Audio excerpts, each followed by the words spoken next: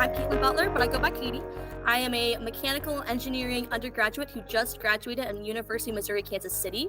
I am now pursuing my graduate degree in also mechanical engineering, but with an aerospace defense emphasis. And I am an X-Force Fellow at National Security Innovation Network. Hi, I'm Adam Soleimani. I'm an electrical and computer engineering graduate student here at UMKC, and I'm an X-Force Fellow through the National Security Innovation Grant for NSWC Crane.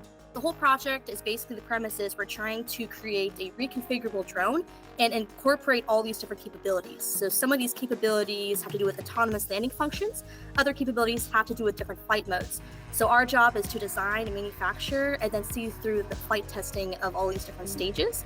Katie has a strong suit for the aerodynamics of the aircraft, and my background as an electrical and computer engineer, I was going to tackle the sensors.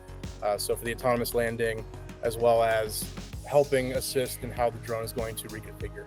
Two of the things I think Ensign has been really fantastic at is one, connecting us with the correct people, and two, equipping us with the right skills to progress further in not only just the engineering aerospace industry, but also the defense industry. Moving forward, my business partner and myself are co-founders for MIS, which is Modular Integrated Systems. And it's, again, always just wanting to keep pushing technology forward for the good of our country.